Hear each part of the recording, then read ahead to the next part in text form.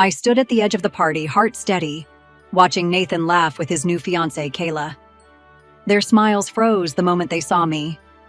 I stepped forward, handed Nathan an envelope, and forced a calm smile. "Congratulations," I said, loud enough for everyone to hear. His face went pale. Kayla snatched the letter from his hand, her shriek slicing through the music as she read the will's secret clause. "Divorce me. Lose everything." Nathan looked like his world just ended. Want to hear what led to this jaw-dropping moment? Stick around and subscribe for the next chapter. I remember the day it all ended like it happened just a minute ago. Nathan stood across from me in our kitchen, looking so calm while my world was falling apart. He wouldn't even look me in the eyes. "Amelia," he started, "I need space. I don't want to be married anymore." His words hit me like a truck. After 15 years of building a life together, raising dreams together, laughing and fighting together, he wanted space? Just like that?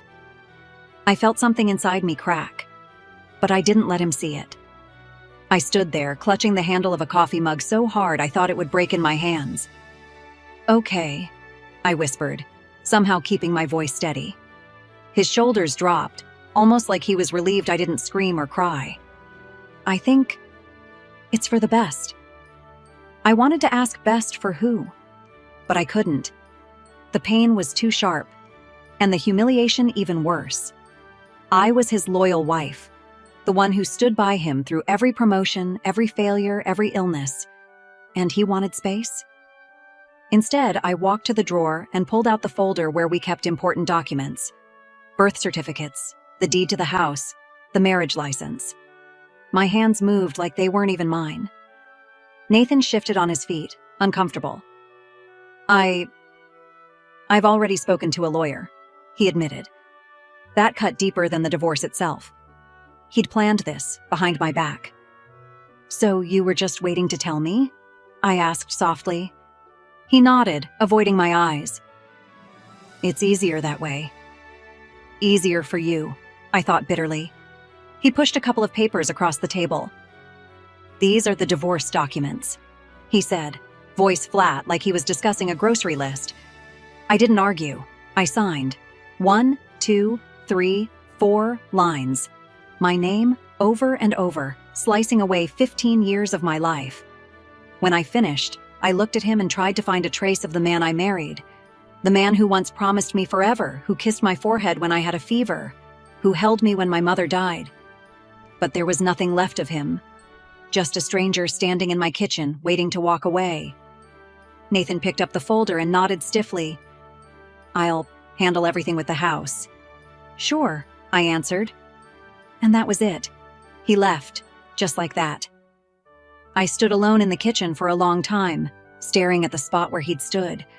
My brain couldn't catch up to what had just happened. My hands were trembling. My legs were weak.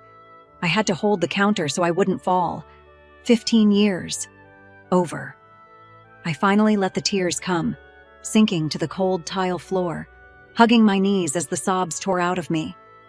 It was like someone had ripped a hole in my chest. He didn't even say sorry.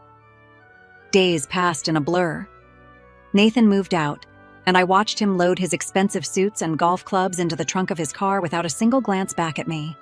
He looked free, like I'd been a chain around his neck. That thought burned like acid. People whispered, of course. Some pretended to be sorry for me. Others smiled behind my back like they'd seen it coming.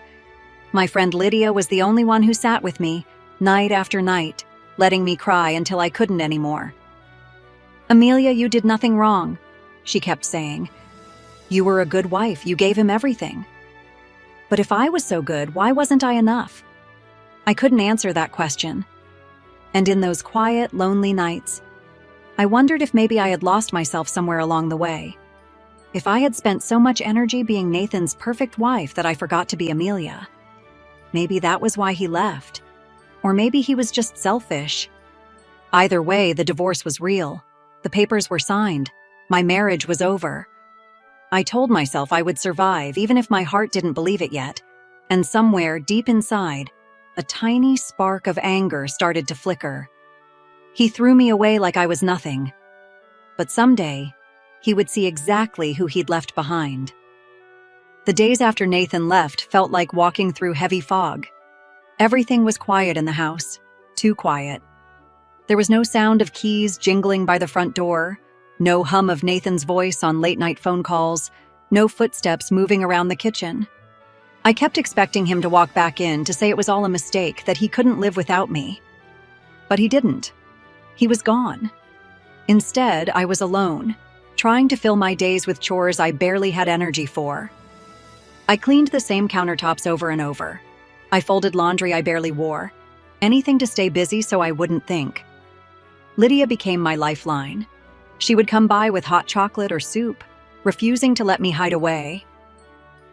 "Amelia," she told me one night as we sat on the couch, "you can't stay frozen like this. You have to start living again." I sighed. "I don't even know who I am without him, Lydia." She squeezed my hand. "You're stronger than you think." I wanted to believe her. Sometimes at night, when I couldn't sleep, I'd scroll through my phone and see pictures of Nathan and me on vacation, smiling, arms around each other like we'd never break. I didn't delete them. It hurt, but deleting them felt like erasing a part of myself. But one day, everything changed. It started when I went to pick up some mail that Nathan had forwarded to my address by mistake. There, on top of the stack, was a glossy wedding magazine with a post-it note stuck on it. "Venue options for our big day, Kayla." My stomach twisted. Kayla. His secretary. It wasn't just a rebound. It was real. They were already planning to marry, while my heart was still in pieces on the floor. I tried to calm my shaking hands.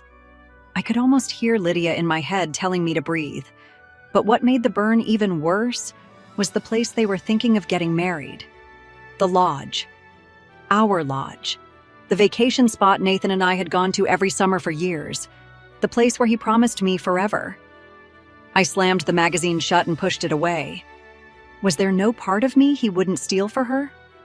For the first time since he left, I felt something hot and alive inside me. Anger. It was better than sadness. It was sharp, and it gave me focus.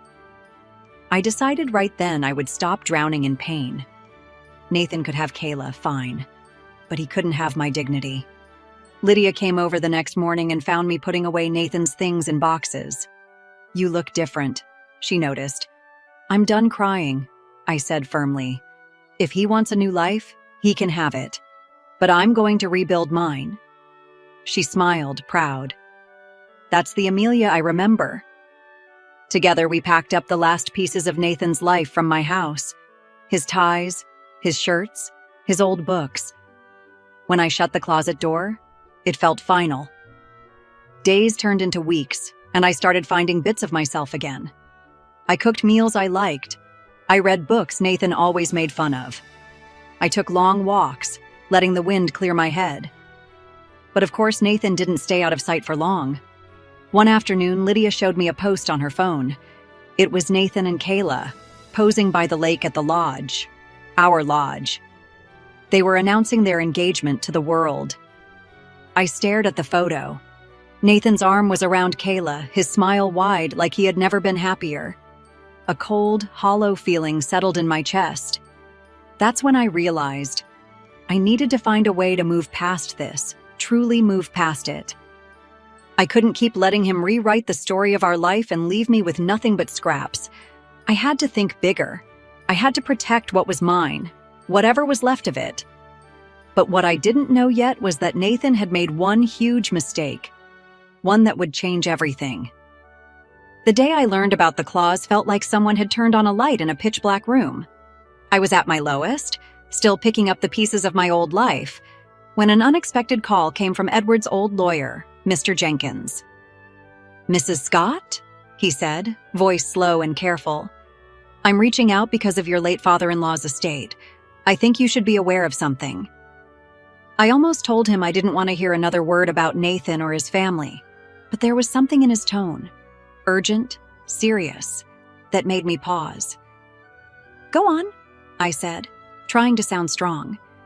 He explained how Edward Scott, Nathan's father, had put a special clause in his will. The inheritance Nathan enjoyed, the money that funded his big house, his cars, his entire lifestyle, was tied to one thing: his marriage to me. If Nathan ever divorced me, he would lose everything. Every last dollar. At first, I thought I'd misheard. "Wait," I stammered. "Are you telling me that if Nathan divorces me, he forfeits all of it?" "Yes, ma'am," Mr. Jenkins confirmed. "Edward wanted to make sure Nathan would stay committed, knowing how reckless he could be. He trusted you." My knees almost buckled. So that was it. Nathan didn't even realize he had burned his own bridge by handing me those divorce papers. A cold thrill ran down my spine. Nathan had thrown me away for Kayla, thinking he could buy a shiny new life, but he didn't know what he'd really sacrificed. "Why didn't he know about this clause?" I asked carefully. Mr. Jenkins sighed. "The will is complicated. Nathan took the money but never reviewed the conditions. He trusted me to handle it, and I did. But he never bothered to ask for details. If he had, I would have told him." I almost laughed. Nathan, so sure of himself, too arrogant to read the fine print. Mr. Jenkins told me he could send me a copy of the will. I agreed, barely able to keep my hands from shaking. When I hung up, I sat in stunned silence, the world tilting around me. I could barely sleep that night, my mind spinning in circles. Nathan was planning to marry Kayla at our lodge without a clue that he was about to lose every penny. I thought about warning him. For a moment, the old Amelia, loyal, forgiving, almost reached for the phone to save him. But then I remembered the look on his face when he handed me the divorce papers, so casual and cold. No, he made his choice. He needed to face the consequences. The next day, I called Lydia. I couldn't keep this to myself. "Lydia," I breathed, "you won't believe this." She listened, her mouth falling open, as I explained every detail. "Oh my God," she gasped. "Amelia, this is huge." I nodded, a strange sense of calm filling me. "I know. What are you going to do?" I stared at the papers Mr. Jenkins had sent me, the words highlighted in yellow. "Divorce from spouse nullifies all inheritance rights." "I don't know yet," I admitted, "but I can't just let him get away with this." Lydia's eyes gleamed. "You're going to show him, aren't you?" I thought of Kayla's smug smile, of Nathan's laughter as he left me behind, of how they planned to celebrate their engagement at the place that used to be mine. "Yes," I said firmly, "I'm going to show him." For the first time since the divorce, I felt powerful, like I was no longer drowning in heartbreak. Nathan and Kayla thought they'd won, but they didn't know the truth that could bring their pretty little dream crashing down, and I would be the one to tell them. I folded the will neatly and placed it in an envelope, hiding it away like a secret weapon. I wasn't sure exactly when or how I would use it, but one thing was crystal clear. Nathan wasn't getting a happy ending. Not this time. The days after I learned about the clause felt like living a double life. On the outside, I tried to look calm and quiet, like a woman trying to heal and move on. I went back to work, smiled politely at neighbors, even took a pottery class Lydia pushed me into just to fill the time. But inside, I was planning. Every night, I sat at my kitchen table with the will spread in front of me. I read it over and over until the words burned into my memory. Divorce me, and Nathan loses every single cent. It was like holding a sword behind my back. Nathan, meanwhile, didn't waste a second flaunting his new romance. I saw them everywhere, hugging in restaurant photos, laughing at parties, splashed across social media like a fairy tale come true. One day, Lydia showed me a video Nathan posted, a quick tour of the lodge, the place he and I had visited so many times, now marked with "Kayla plus Nathan are forever" in sparkly letters on a banner. My stomach turned. They were getting engaged at my favorite place, the spot Nathan once promised me a lifetime of love. The nerve. Lydia saw the rage in my eyes. "Are you sure you're okay?" "I'm fine," I lied. But I wasn't fine. I was focused. I decided I wouldn't tell Nathan right away. No, he deserved to feel safe and proud of his choices before I pulled the rug out from under him. He should taste his big, perfect moment before I ended it. So I acted the part of a quiet, forgotten ex-wife. I didn't answer his messages about the house. I didn't fight him over money. I let him believe I was out of the way. One afternoon, Lydia and I met at a coffee shop, and I spread out my plan on a napkin. I'm going to let him announce the engagement, I explained. Then I'll show up, just like he doesn't expect, and I'll deliver the will right into his hands. Lydia's jaw dropped. Amelia, that's savage. He left me no choice, I whispered. He took everything from me, and now I'm taking it back. Lydia nodded, pride shining in her eyes. He deserves every bit of this. In the following weeks, I moved through my routines like a ghost, but stronger somehow. Every time I packed another one of Nathan's forgotten things into a box, I felt lighter. Every time I saw Kayla's perfect smile in photos, I reminded myself she was sitting on a throne made of lies. Then the engagement date came up in the news. Kayla's mother even gave an interview, gushing about how the celebration would be the event of the year at the lodge. I felt a chill, imagining their guests laughing on the same lake dock where Nathan once kissed me under the stars. But I wouldn't break. I'd already broken once, and that was enough. I found the envelope, carefully placing a copy of the will inside. I wrote Nathan's name across the front in my neat handwriting, the same handwriting he used to tease me about for being too perfect. That night, Lydia came over to check on me. "Are you sure you want to do this?" she asked. I nodded without hesitation. "I'm sure. I want him to see my face when it all comes crashing down." She squeezed my shoulder. "Then I'll be right here with you, cheering you on." For the first time, I smiled. Nathan and Kayla thought they'd get to celebrate their new life, dancing and laughing while I disappeared. But they didn't know me as well as they thought. I wasn't going to vanish. I was going to stand right in front of them, look Nathan straight in the eye, and remind him that some vows have consequences. Consequences you can't just run away from. I went to sleep that night holding the envelope on my nightstand, the sharp corners digging into my palm. It was like holding a piece of my own power. No more tears, no more begging, just truth, and it was almost time to deliver it. The morning I saw the official announcement, my heart pounded like a drum. Kayla had posted a shiny, carefully edited video on social media. Nathan down on one knee, the ring sparkling so bright it looked fake. She squealed, and then they kissed, all staged perfectly for the camera.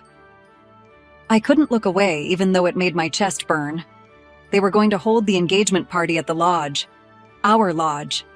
The place where Nathan once swore I'd be the only woman in his world. I felt like I was watching a nightmare on repeat. Lydia came over, a determined look on her face. "Did you see it?" I nodded, swallowing hard. She put a hand on my arm. "Amelia, you don't have to go there. You could mail the will. Save yourself the pain." But I shook my head. No. I need to see his face.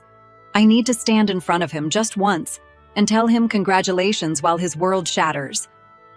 Lydia exhaled, then gave me a small, sad smile. "Then I'm with you." We started preparing. Lydia helped me pick out a simple, elegant dress. Nothing flashy, but enough to remind Nathan who I was, who he'd left behind. I even let Lydia style my hair, though my hands were trembling the whole time. Part of me wondered if I was crazy to walk into the lion's den like this. But the other part, the part that had been crushed and abandoned, refused to stay quiet. A few days before the engagement party, I got an official invitation in the mail. Kayla had the nerve to send me one. The envelope was white and glossy, with gold script announcing, "Nathan Kayla, a celebration of forever." My hands shook when I read it. Did they really believe I'd just smile and wish them luck? I almost laughed. I placed their invitation next to the envelope holding the will, two symbols of what had been and what was about to be destroyed. That night, I couldn't sleep. I lay awake, thinking about how Nathan used to hold me on those same lodge balconies, whispering forever in my ear, thinking about how easily he'd erased me. But I wouldn't let him erase me. No, I would stand in front of him and take back my power.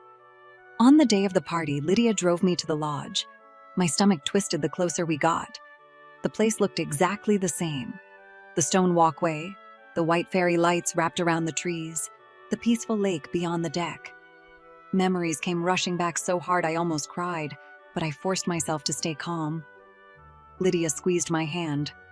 "You've got this." "I know," I whispered. We stepped out of the car, and I saw them through the crowd. Nathan in a crisp blue suit, Kayla in a bright white dress that looked suspiciously close to a wedding gown.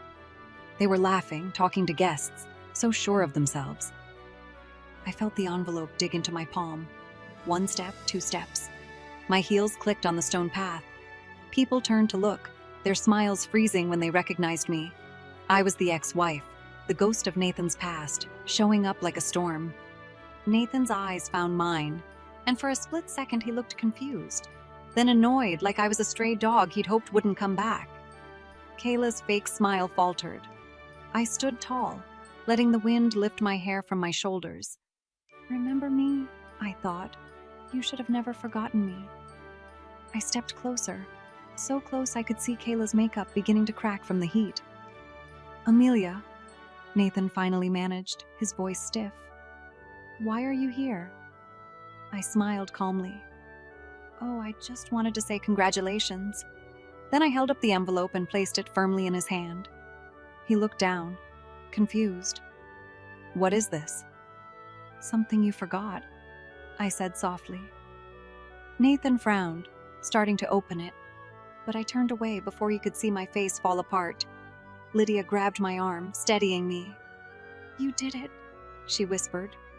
I nodded, breathing hard. I had done it. I'd given him the truth. Now it was only a matter of time before it blew up everything he'd tried to build.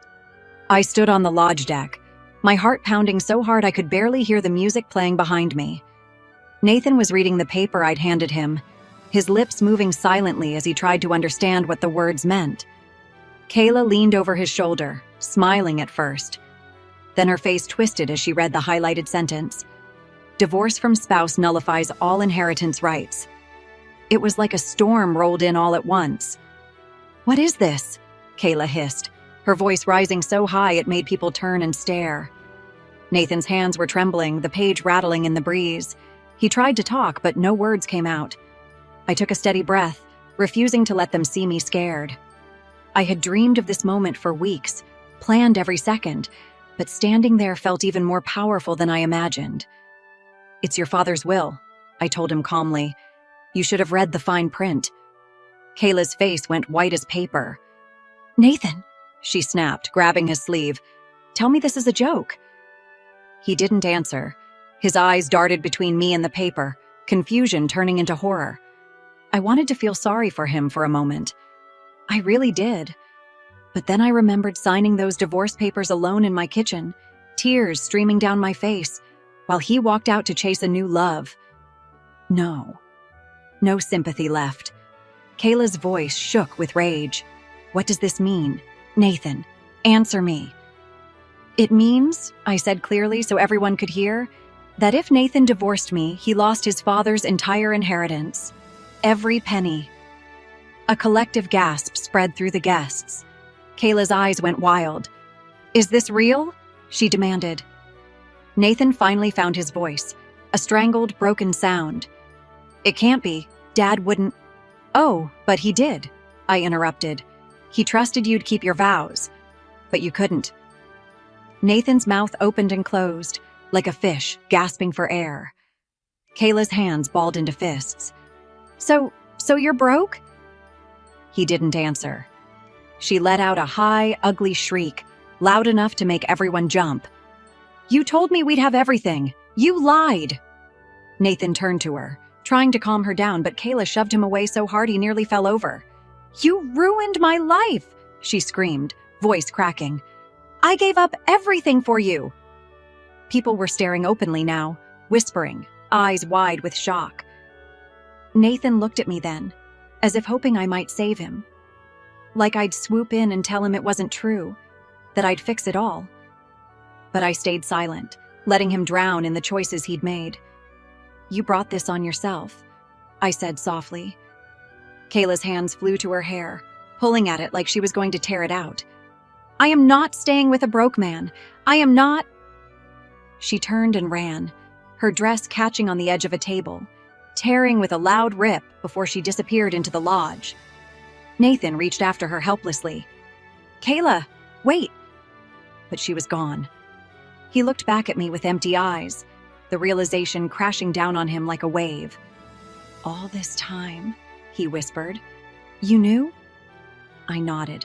His voice shook. Why didn't you tell me? I took a long breath, steady and proud. Because you didn't ask. You never asked what you were throwing away.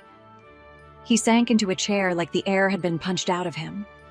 I saw the life he'd tried to build with Kayla shatter into pieces right there. Lydia came to stand beside me, her arm gently pressing against mine. You did what you had to do, she murmured. I nodded, still staring at Nathan. He made his choice, I whispered. Now he has to live with it. The guests were still murmuring, their shocked faces turning away from the scene like they'd just watched a bad dream come true. Nathan stayed slumped, head bowed, the envelope crumpled in his shaking hands. For a moment, I almost felt sorry again. But only for a moment. Because in the silence that followed, I felt something inside me grow light. Free. The moment after Kayla stormed off felt like a strange dream. Guests were scattering, whispering, and throwing shocked glances over their shoulders. Nathan stayed hunched over on the wooden deck, clutching the crumpled will like it was a grenade about to go off. Lydia squeezed my arm, steadying me. Do you want to leave? She whispered. But I shook my head. Not yet. Nathan finally lifted his head to look at me. His eyes were glassy, stunned, like a man who'd been hit by a truck. I almost didn't recognize him, this broken version of the husband who once felt larger than life. Amelia, he croaked, voice thin. How long have you known? I stepped closer, calmly, feeling all those years of hurt drain away. Long enough, I told him. He swallowed, hard. You planned this, didn't you? I met his eyes. No, Nathan. You planned this. I just refused to let you bury me with it. He looked away, shaking his head, tears starting to build. Kayla will come back, he tried to say, but it sounded hollow even to him. I folded my arms. Maybe she will, but not for love, Nathan. Only for the money she thought you had. His shoulders slumped lower. It was like watching a tower collapse brick by brick. For a moment, I felt bad. Just for a moment. Then I remembered the night he slid divorce papers across the table like they were a bill to be paid. I remembered standing in my kitchen alone, signing them while he was already moving on. He had done this to himself. Nathan pulled himself upright, trying to salvage dignity. Amelia, listen, maybe we can work something out. I can fix it. That made me almost laugh. Work something out? I repeated. Nathan, you ended this. You can't glue it back together just because it costs you now. His face twisted, like he was realizing the finality of it. I never wanted to hurt you, he mumbled. That's exactly what you did, I said quietly. People were still pretending not to watch, sipping their drinks with wide eyes, eavesdropping on every word. I didn't care. Why are you here, Amelia? Nathan asked, voice breaking. Why show me this now? I stood tall, stronger than I had felt in years. Because you tried to throw me away. You tried to erase me from your story, Nathan. But you forgot. I was your story. I was your partner, your wife, the one who stood by you when no one else did. You don't get to rewrite me out. His lip quivered. So, what happens now? I looked him dead in the eye. You live with the choices you made. That's what happens. Silence fell between us. Lydia stepped forward and took my hand, squeezing it proudly. We're leaving, I told Nathan.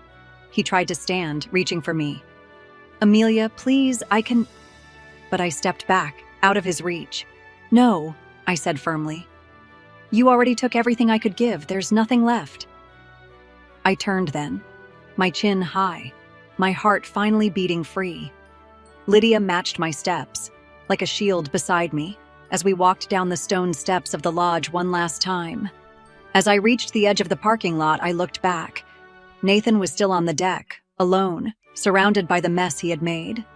The lake behind him sparkled, mocking the perfect future he thought he had. Lydia opened the car door for me. "You okay?" she asked softly. I nodded. "I think I'm finally okay." Driving away from that place felt like leaving a cage behind. The air was fresh, crisp, and full of possibilities. I could breathe again. For 15 years, I'd been Nathan's shadow, the dependable wife who supported his dreams. Now I was just me, Amelia. As the lodge disappeared in the rearview mirror, a tiny smile tugged at my lips. I wasn't broken anymore. I was ready to rebuild brick by brick on my own terms. Nathan might have taken my heart for a while, but he would never take my spirit. The next morning, the world felt brand new. I woke up in my quiet house, sunlight pouring through the curtains, and for the first time in what felt like forever, I wasn't afraid to get out of bed. No Nathan's voice echoing in my head. No fear of what he might do next. Just peace. Lydia called me that afternoon, her voice excited. "Amelia, have you seen the news?" I hadn't. She sent me a link and I clicked it with a trembling hand.